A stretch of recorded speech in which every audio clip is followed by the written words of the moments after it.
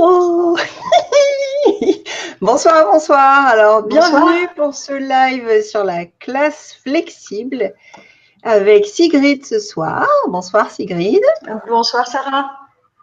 Alors, moi, je suis Sarah de l'équipe Être Prof. Sigrid, tu es c'est ça, coordonnatrice Ulysse et école. Et tu te lances en fait dans la classe flexible. Tu commences, donc tu as des choses à nous expliquer aussi, à nous expliquer au départ ce qui peut être un petit peu poser des questions, quoi. Voilà. Ok.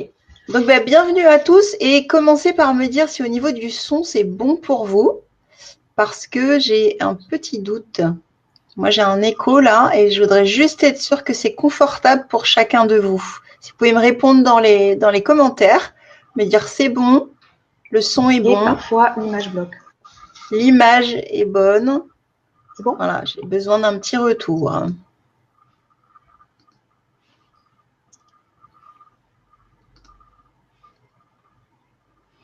Voilà, alors en attendant, vous allez pouvoir nous dire un petit peu, vous, ce qui vous intéresse. Est-ce que vous avez déjà commencé la classe flexible? Ah, Séverine nous dit c'est OK. Merci Séverine. Est-ce que pour les autres, c'est bon aussi? Tout est bon, super. Moi, je m'entends en double, mais si vous, c'est pas, voilà, je ferai avec. Bon, génial. Donc, bienvenue Laure, Delphine, Laura, Amy, Ma, Séverine, ça défile. Du monde intéressé ce soir. Ravie de vous accueillir. Bonsoir. Voilà, on entend bien. Bon, super. Anne, Cynthia, génial. Parfait alors. Parfait. Donc, alors, Sigrid, je te propose d'expliquer un petit peu ton ancienneté, la particularité de ta classe, et puis ce qui t'a fait un petit peu te poser la question de mettre en place une classe flexible ou non, s'il te plaît. Ok. Donc ça fait 13 ans que j'enseigne en primaire. Et après 4 ans d'auto-formation autour des élèves à besoins pédagogiques particuliers, j'ai passé mon cap ASH l'année dernière sur un poste d'Ulysse École troubles des fonctions cognitives. Pour rappel, l'Ulysse, c'est l'unité locale pour l'inclusion scolaire des enfants en situation de handicap. Et je suis dans le Var et je suis également co-administratrice d'un groupe Facebook qui s'appelle Professeurs des écoles en Ulysse. Et c'est là que ça a tilté. Voilà. Une classe, un dispositif Ulysse accueille uniquement 12 élèves, mais peut accueillir aussi d'autres demi-classes, etc. D'autres groupes. Ça peut arriver avec des élèves en situation de handicap. Et on accueille donc des élèves qui ont des grosses difficultés à se concentrer, entre autres, ou qui ont des hypersensibilités, ou qui ont de l'hyperactivité, ou enfin plein de choses différentes. Et comme je déménage là pendant les vacances et que je vais avoir 20 mètres carrés en moins, je me pose la question, je me suis dit, tiens, pourquoi pas. Sur le groupe que je co-administre, il y a des blogueuses et d'autres personnes qui s'intéressent aussi à la classe flexible. Et je me suis dit, bon, dans les cartons, on y va. On n'a rien à perdre. C'est le bon moment pour expérimenter. Et donc, j'ai commencé à faire mes petites expériences. Alors, il faut savoir que dans la classe flexible, il n'y a pas de place attitrée, d'après ce que j'ai compris. Et c'est la même chose en Ulysse déjà, donc c'est facile pour nous d'accès. Et puis le but, c'est une tendance qui favorise l'attention en fait. Donc on peut être debout, on peut être assis, mais on peut pas forcément assis sur des chaises. Ça peut être assis sur un ballon de stabilité, on peut être allongé pour lire si on a envie. Enfin, il y a différents modes de fonctionnement. On enseigne par petits groupes et tout le monde n'est pas forcément tout le temps en même temps. Donc le frontal est un petit peu évacué et c'est exactement le cas pour nous aussi et c'est ce qu'on aimerait aussi parfois pour certains collègues qui sont dans des classes de primaire ou je dirais normales, hein, sachant qu'en maternelle on fonctionne déjà par groupe. Voilà. Donc oui. Alors juste, je vais accueillir tous les nouvelles arrivantes. Alors on a Viri, Christine, Bénédicte, Carole, Mélanie, Valérie, Elodie, Cynthia, donc je crois que j'ai salué tout à l'heure, Anne, Kaby, Delphine, Amy. Donc bienvenue à tous et à tous ceux qui nous rejoignent et qui n'ont pas encore écrit un petit commentaire. Donc ce soir, ce qui va nous intéresser, c'est les débuts justement. Comme tu viens de nous dire, effectivement, il y a des ponts déjà finalement entre ta façon de travailler, cette classe flexible, et puis une espèce d'opportunité de dire avec 20 mètres carrés en moins. Comment je vais faire pour se caser flexible. Oui, et je pense qu'il faut faire des choix, et donc le choix s'impose à moi aujourd'hui. Je trouve déjà que c'est comment dirais-je, un dispositif intéressant. Et puis on en entend parler, on le voit pour les personnes qui vont sur Facebook, on en entend parler depuis 2-3 ans. On a des exemples qui viennent du Canada. D'ailleurs, la personne qui a écrit des livres autour de ce type d'organisation est canadienne. Elle s'appelle Debbie Diller. Elle a notamment écrit les centres de mathématiques et les centres de littératie. Que j'ai commandé et que je n'ai pas encore reçu, sont en réimpression actuellement. Et moi, ce que j'ai fait pendant ce temps-là, c'est que je me suis dit, bon, je vais en premier utiliser ce que j'ai, le matériel à disposition, déjà pour commencer, la récupération. Voilà. Comment toi, tu t'y es prise, tout à fait. Voilà. Donc, est-ce que tu peux montrer éventuellement des photos pour qu'on puisse… Oui. Voilà. Donc dans mon dispositif, voilà. Alors j'ai pris plusieurs photos du dispositif dans lequel je travaille, qui est en cours.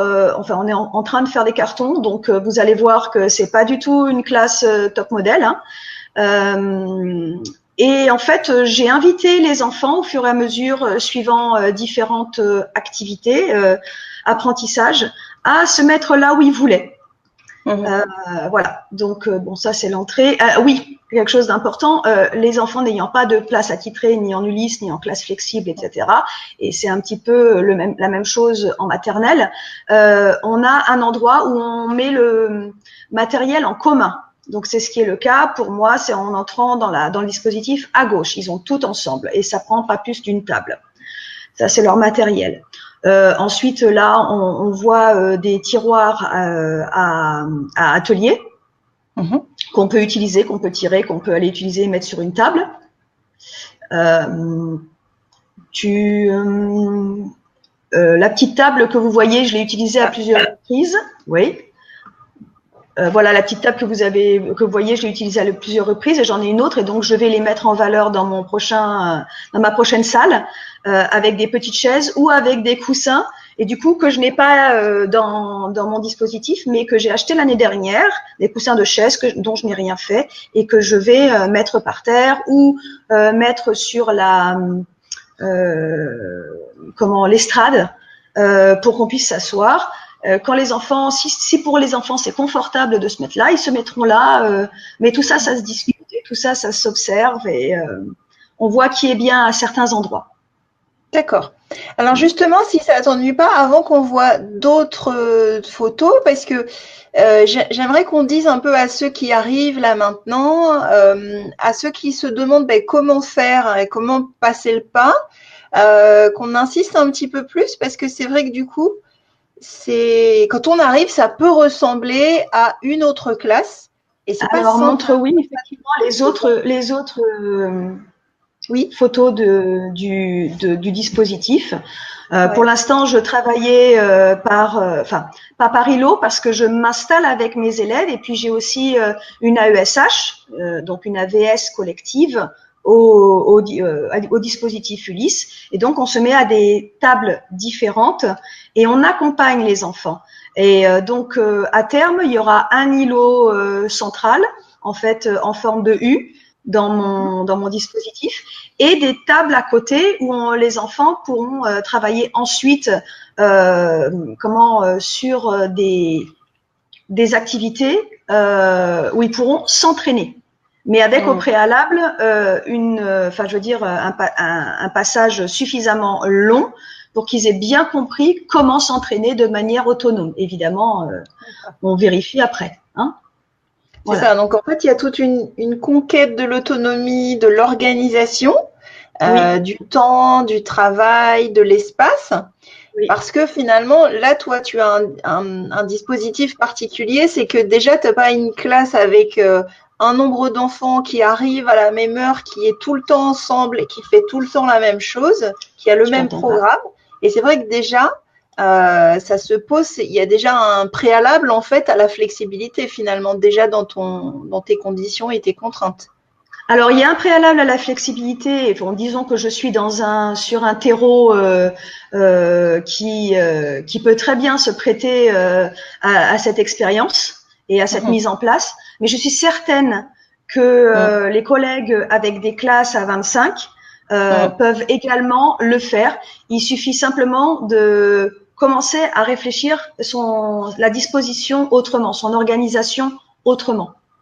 D'accord, tout à fait. Donc, n'hésitez pas dans le chat à nous dire aussi à quel niveau vous enseignez, qu'est-ce qui vous intéresse dans la classe flexible, est-ce que vous pratiquez déjà, est-ce que vous avez mis un petit doigt dedans ou alors le corps tout entier, et ou est-ce que vous envisagez, vous venez juste vous renseigner, et puis à réagir, on répondra, il y aura toutes vos questions ensuite à Sigrid, on va finir de présenter un petit peu son expérience et comment elle s'installe. Et puis après, il y aura toutes vos réponses. Il y a Elia qui dit que c'est au top tes tiroirs et elle te demande d'où ça vient. Leclerc. Ok. Est-ce que tu veux que je mette d'autres photos maintenant, la suite des photos? Oui, je veux bien. Okay. Comme ça, j'explique. Et on verra que c'est le bazar ambiant dans mon dispositif parce qu'on est en plein carton. Donc, on se sent vraiment libre de discuter, de commenter. Voilà. Alors, oui. Alors, vous voyez cette petite table qui est devant le bureau.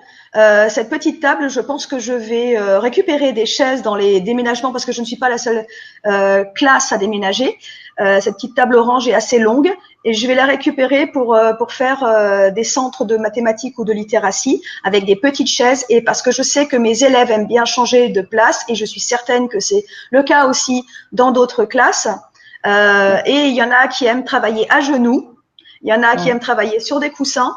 Donc, on va mettre à disposition je mettrai à disposition du matériel qui ne coûte rien puisqu'il est déjà dans l'école.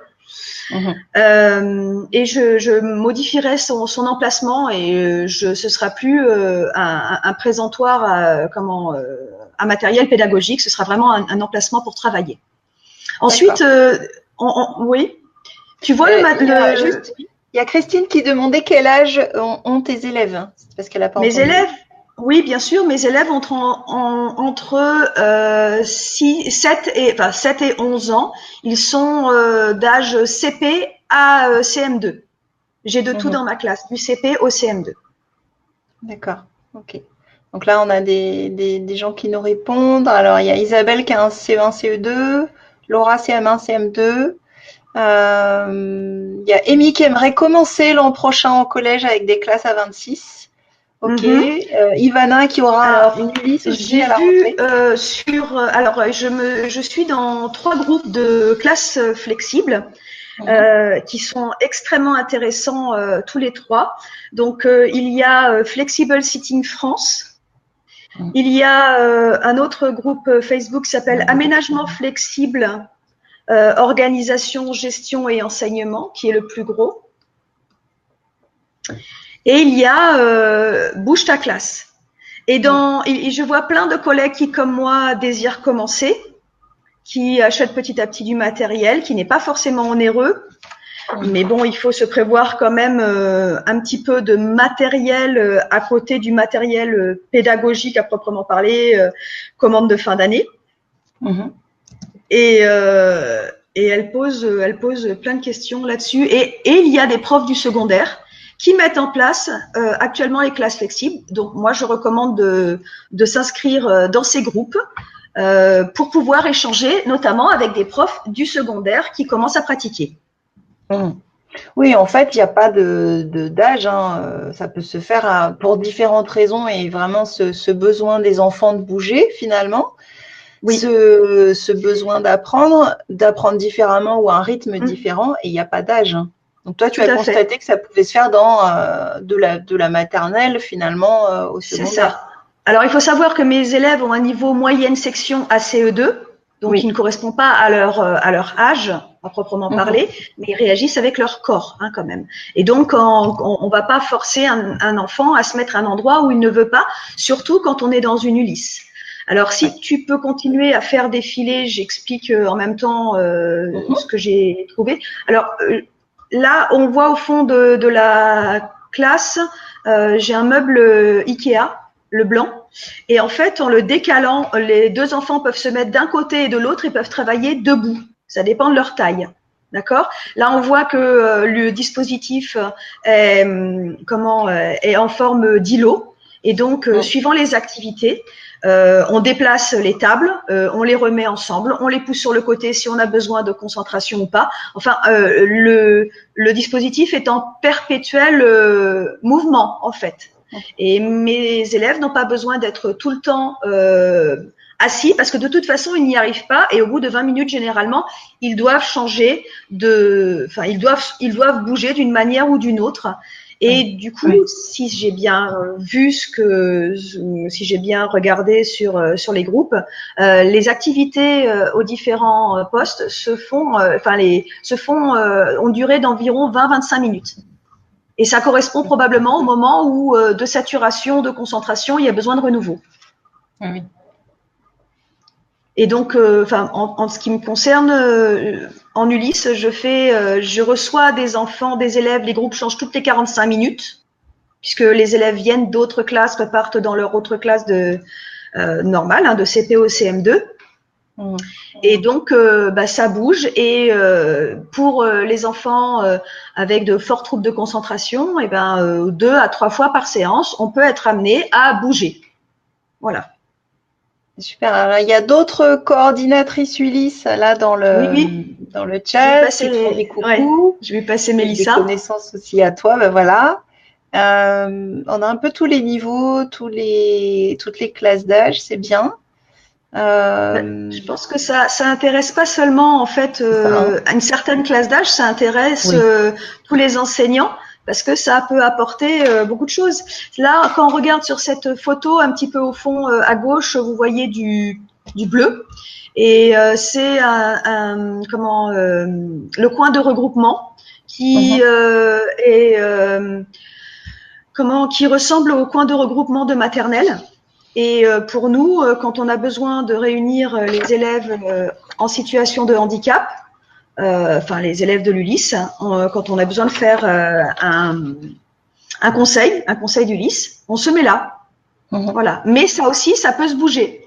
C'est-à-dire qu'ils peuvent aller aussi au coin de regroupement pour travailler. Alors, voilà. Je te laisse faire défiler les photos si tu veux. Oui, alors il y a juste une question là, je vois de bon, j'arrive pas à lire le reste du pseudo. Je pense me lancer progressivement l'an prochain en cycle 2. Je m'interroge sur les temps collectifs. S'il n'y a plus de table pour tous, cela signifie qu'ils ne peuvent pas tous écrire en même temps. Pardon, tu peux répéter s'il te plaît, ça est coupé. Donc c'est D quelque chose qui s'interroge parce qu'elle a envie de lancer ça en cycle 2 en septembre, mais du coup elle se demande comment faire parce que s'il n'y a plus une table chacun, ça veut dire qu'ils peuvent plus tous écrire en même temps. En tout cas, au moins sur une table en tout cas. Oui, alors ils ont, si on regarde bien mon dispositif, il y a une table chacun, mais ils sont pas forcément, les tables ne sont pas forcément attitrées. Et ils ne sont pas tous au même moment en train de faire la même chose. Voilà. Après, en fait, finalement, ils peuvent être tous ensemble en train d'écrire. Simplement, c'est pas forcément chacun sa table en permanence toute la journée. Et comme tu as montré dans les photos d'avant, il peut y avoir d'autres espaces qu'une table avec sa case pour écrire finalement. Exactement, d'autres espaces investis. Alors, j'ai vu sur certains, dans mes recherches, il y a aussi des collègues qui utilisent beaucoup des plateaux de chez le Suédois avec des places pour mettre des affaires sur les côtés, d'accord. Et tu peux t'asseoir par terre. Tu peux confortablement mettre ton cahier sur le plateau. Je sais pas, moi si je fais, je travaille sur les collections d'objets comment dirais-je, soit à compter, soit additionner. Je me mets mes objets dans les réservoirs sur le côté, ils comptent. Et ils font leur travail et ils sont au calme, ils n'ont pas besoin, enfin je veux dire ils ont moins de stimuli. Hein. Si tu veux faire défiler, j'ai pris des photos cet après-midi d'enfants en activité qui deviennent autonomes, qui sont, enfin, et voilà. Alors ça, donc vous voyez les cartons déjà, hein, il y en a partout. Et je lui ai proposé d'aller se mettre dans un endroit. Alors il faut savoir que dans les Ulysse, il existe des endroits qui s'appellent les coins de repli. Pour les élèves qui sont hypersensibles ou qui à un moment ne peuvent plus et ils ont besoin de se replier, de se mettre dans un endroit cocon et de souffler. Donc cet élève-là a besoin de ça régulièrement, mais le problème c'est que le coin de repli est chargé de carton derrière lui, donc il ne peut pas. Donc le dernier coin où il peut être tranquille, je lui ai proposé de s'asseoir tranquillement par terre. Il a ses bouchons dans sa barquette. Je lui ai mis un livre sous sa feuille et il est tranquille et il a vraiment bien avancé sur son travail en autonomie et en étant juste, je note aussi, moins d'erreurs. Alors, c'est pas la panacée non plus. Ça peut être qu'il était en bonne forme aujourd'hui, c'est lundi, mais ça peut aussi dire que le fait de choisir l'endroit où on veut se mettre, eh ben, ça nous permet de rentrer encore mieux dans les apprentissages. Oui, il y a un gain d'énergie, d'attention et voilà, oui, qui du coup se focalise pas à rester dans une certaine position pendant un certain temps. Parce que finalement, oui. Finalement, on en arrive à une double tâche pour quelque chose qui, pour nous, enseignants, nous semble tellement logique. Bah non, c'est facile d'additionner. Hein. Eh ben non. Pour ces enfants-là, il va falloir réamorcer la pompe de la concentration. Ça passe par le fait souvent de bouger sur sa chaise, ce que nous, on considère comme impoli ou ben reste tranquille, etc. Mais non, eux, au bout d'un moment, ça devient intenable. Et c'est la première tâche qu'ils vont réussir à faire. Mais après, ils ne pourront pas faire le reste. Et là, tu vois, il y a, moi récemment, je discutais avec différents profs qui se demandaient pour des enfants qui avaient des troubles des apprentissages et en particulier de l'hyperactivité et déficit de l'attention avec hyperactivité. Et avec cette question, qu'est-ce qu'on fait en classe? Et tu vois, cette idée de repli finalement et de coin qu'on peut aménager, ça sert. Enfin, je pense que dans toutes nos classes, il y a des enfants qui en ont besoin à un moment ou à un autre. Mais tout à fait. Avant de rentrer dans l'enseignement spécialisé, j'avais plusieurs élèves. Pas en situation de handicap, mais 10, troubles de l'attention, etc. Et ben il faut, des fois on faisait autrement. Et en fait, je pense que cette idée, en fait, on la mûrit, on la mature pendant des années, et d'un coup elle émerge. Pour moi, elle émerge maintenant, et pour a priori beaucoup des collègues, elle émerge aussi maintenant, hein, au fur et à mesure. Par exemple, pour un de mes élèves avec un trouble de la concentration, comme j'avais pas de coussin qui lui permettait de se balancer sur sa chaise, je lui ai dit simplement, écoute, tu sais quoi, tu vas prendre ta veste et puis tu vas t'asseoir dessus. Et il s'asseyait dessus, il faisait des balancements et ça lui permettait de réamorcer sa pompe de concentration, quoi, tout simplement. Mais il y a tellement de manières de faire. Hein. Enfin, je vois, il y a plein de questions justement là sur plusieurs collègues qui voudraient à la rentrée se lancer et qui se demandent vraiment comment faire. Je pense que tu as déjà aussi commencé à répondre vraiment avec l'aménagement de la classe et en créant des possibilités. Donc, oui, c'est ça. Continue à mettre en place les photos. Et puis, si tu veux ajouter d'autres éléments à ces collègues qui se disent je me demande vraiment comment je vais commencer ou comment je vais présenter ce dispositif à mes élèves. C'est Mathilde qui se demande ça. Comment je vais présenter ce dispositif en CP à la rentrée à mes élèves et qui nous remercie pour le direct. Ouais. D'accord. Je pense que la clé, c'est observer les élèves. Observer les élèves en fin d'année si on peut avoir la chance de continuer dans le même niveau. D'accord. Quand on leur donne la possibilité, on va dire, sur un temps que l'on sait être relativement cool en matière pédagogique de réinvestissement, ou pour ceux qui font de la lecture, le quart d'heure de lecture parfois. Tiens, va lire là où tu veux, t'es pas obligé de rester sur ta chaise. Et là, on observe. Et là, on voit où ils vont. J'ai fait un test aujourd'hui dans le dispositif. Je leur ai dit, bon, vous avez un quart d'heure, vous réaménagez l'Ulysse comme vous voulez. Et ils ont fait quelque chose de très basique qui ressemble vraiment à une classe en frontale. Alors eux, ils sont... Et donc, je leur ai dit, maintenant, vous remettez tout en place. Et ensuite, je leur ai dit, tiens, t'as ça à faire, on est en maths ou on est... Voilà. Tu te mets où tu veux. Mais là, ils partent dans tous les coins. Donc, ils ont, comme nous, une image de classe frontale. Donc, mais quand on leur donne la possibilité, ils vont s'installer là où ils se sentent à l'aise. Je me souviens, peut-être qu'on l'a expérimenté, des enfants qui vont s'asseoir par terre ensemble, entre les chaises, quand ils font du travail en groupe, pas forcément assis. Voilà, ils ont besoin de bouger, mais en même temps, ils se concentrent et ils travaillent vraiment à ce moment-là. Ils sont vraiment investis.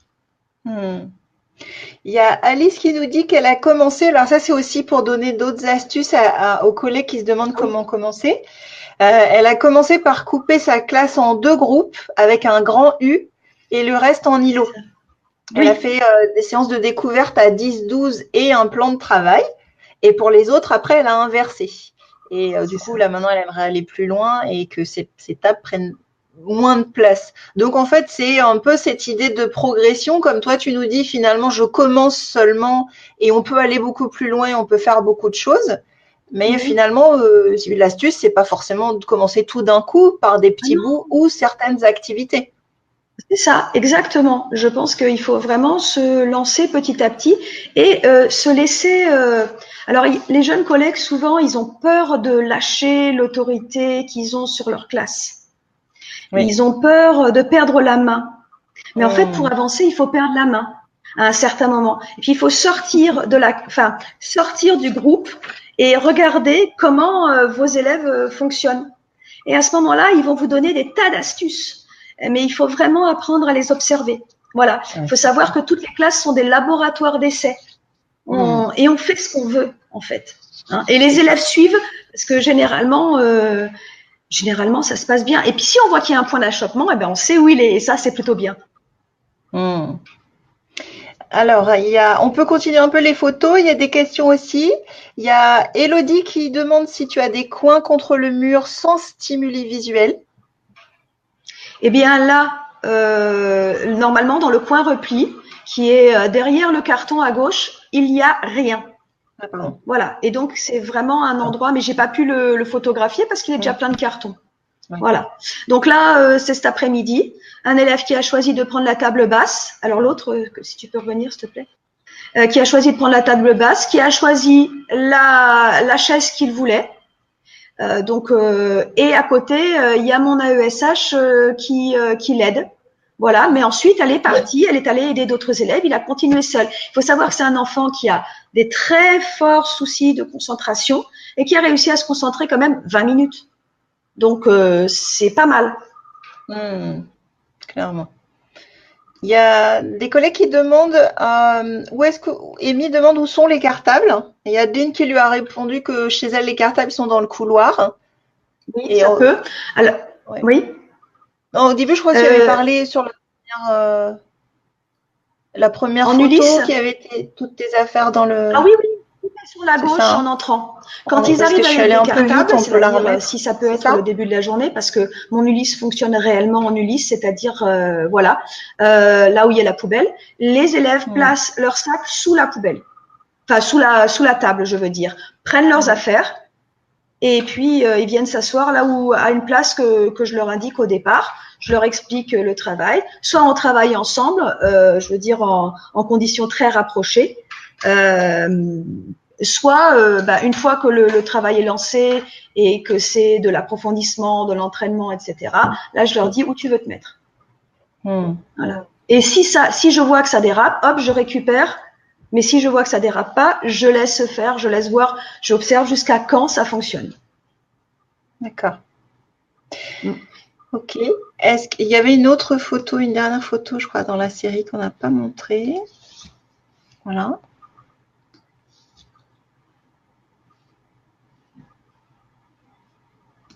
Donc là, c'est le coin regroupement, c'est ça dont tu nous parlais C'est tout à ça, l'heure? voilà, c'est le coin. Alors, c'est le coin regroupement regroupé parce que comme quand ils sont Mm. 11, il commence à y avoir, j'ai 3 CM2, donc ils prennent plus de place. On étale un petit peu les coussins. Ils peuvent se mettre par terre s'ils en ont envie. Il y en a qui ont besoin de basculement pendant qu'ils écoutent. On peut pas les empêcher de se basculer parce que ils entraînent leur concentration en même temps. Donc là aussi, c'est double tâche. Et d'autres se mettre sur des chaises derrière. Et donc D'accord. la petite chaise, normalement les deux petites chaises où on se met avec mon AESH pour les conseils d'Ulysse. D'accord. Très bien. Alors, je vois que le temps avance, donc j'aimerais que tu nous dises un petit peu ce que ça apporte à tes élèves, ce mode flexible. Alors, attends, faut que je remette bien ma... Voilà. Ça change quoi pour les élèves? Et là, en fait, vous aussi, dans le chat, vous allez pouvoir proposer votre expérience parce que il y a des collègues qui se demandent à 25, il y a Cynthia qui se demande, est-ce qu'à 25, ça va pas engendrer beaucoup de bruit si les enfants vont où ils veulent pour travailler? Donc, ceux qui ont Alors, déjà peut-être cette expérience de la mise en place, de comment on annonce, de comment on passe le cap avec une classe, on va dire, qui a un fonctionnement un peu ordinaire ou classique ou frontal. N'hésitez pas aussi, vous aussi, à transmettre vos expériences dans le chat. euh, dans les classes ordinaires, généralement, il y a le U, comme disait la collègue tout à l'heure, et il y a aussi des pôles de deux, généralement, parce que quand ils travaillent ensemble, ça ne fait pas beaucoup de bruit, ça ne fait pas tant de bruit que ça. Ouais. Voilà. Et par ailleurs, ça ne veut pas, une classe flexible ne signifie pas le bazar. Mm. Hein, ça reste toujours un choix pédagogique. Oui, c'est ça. Je pense qu'il y a des craintes là-dessus, sur, comme tu l'as dit tout à l'heure, le fait de perdre la main, le fait qu'il y ait plein de bruit, que ça gigote partout. Donc, c'est vrai qu'à partir du moment où les enfants sont en train de travailler, à un moment donné, ils vont aussi faire du bruit quand on change d'activité. Donc, c'est plus une façon d'organiser les choses. Peut-être que après, ça peut faire quand même plus de bruit, mais ça dépend du nombre d'enfants, forcément. C'est pas Pas pareil certaine à... que ça, je suis pas certaine que ça fasse plus de bruit. On dit que le frontal, pardon, permet de faire moins de bruit que le travail en îlot, en classe ordinaire. Mais en fait, il suffit simplement au départ d'être clair avec par rapport à nos attentes. Pardon. Donc j'ai eu une classe avant d'arriver en Ulysse, une classe de CM1 que j'ai mis direct en îlot. Et le premier jour, je leur ai expliqué qu'ils pouvaient chuchoter, mais en aucun cas ils ne pouvaient parler ensemble. Et ça a été très très fructueux pour le développement du travail de groupe. Et je n'ai pas observé plus de bruit, alors que ma classe était réverbérait énormément le bruit. D'accord. Et ça, donc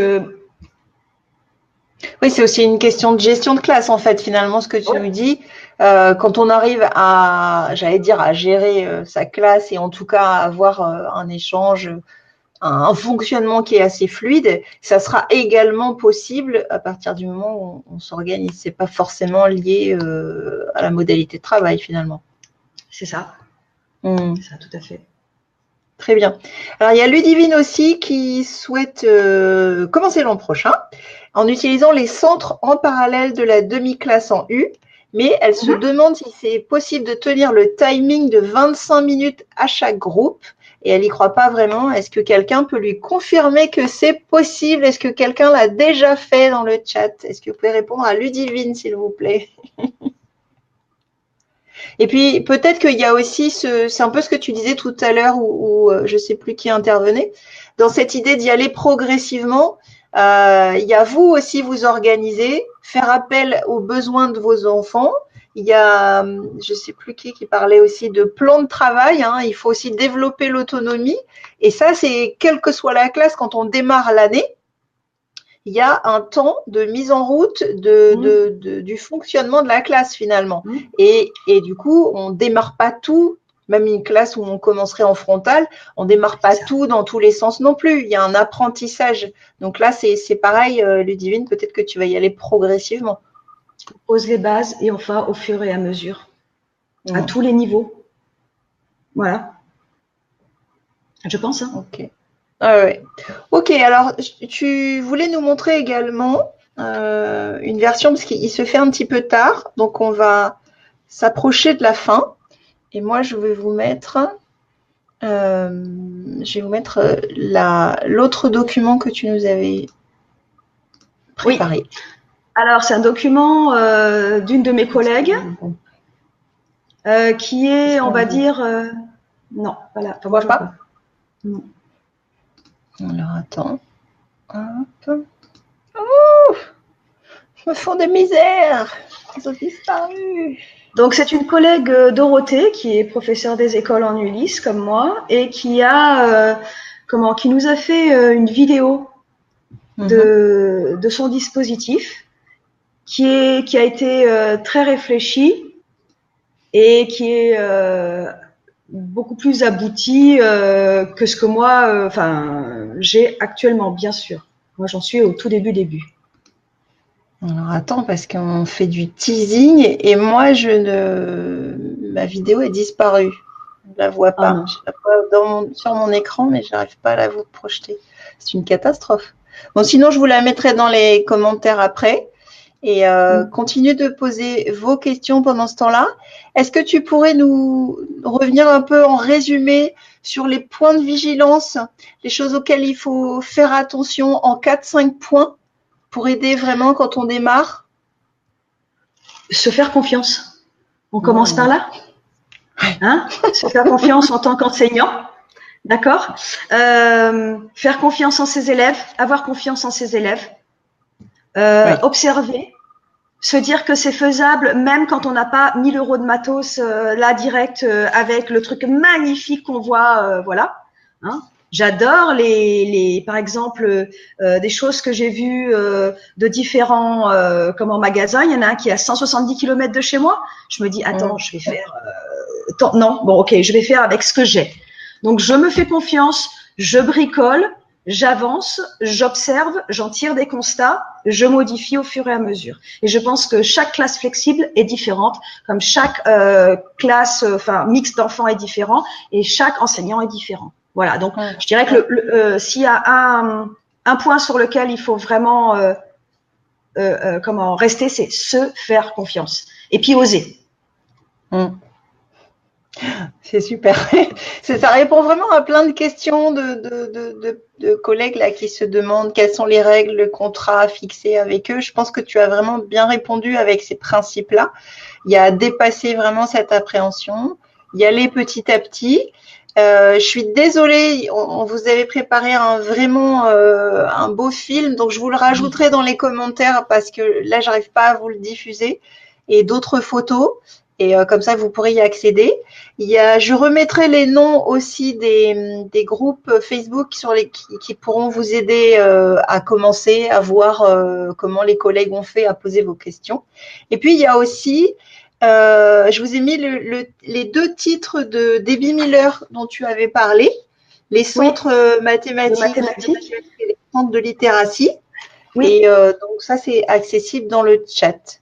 Donc, on va se diriger vers la fin, mais avant de te donner, vous, les dernières questions, et puis à toi, Sigrid, les derniers mots, je vous préviens quand même qu'il y aura mercredi, on va parler un live de la pédagogie par thème avec Simon, et qui va vous montrer qu'on peut donner du sens aux apprentissages, que c'est tout à fait possible, et que ça peut très bien se passer, que ça peut être très fun, tout en respectant les programmes. Donc ça sera le programme de mercredi prochain à 21h. Donc moi, je regarde un petit peu les dernières questions. La fréquence du plan de travail. Alors ça, je pense qu'il y a Sandrine qui est demandé à quelle fréquence le plan de travail. Quel est en gros, est-ce que tu peux dire un petit mot pour ton organisation, toi, pour suivre chacun de tes élèves? Parce que j'imagine que tu vas beaucoup suivre leurs besoins, en fait. En ce qui me concerne? Ah oui. Oui. Ah oui.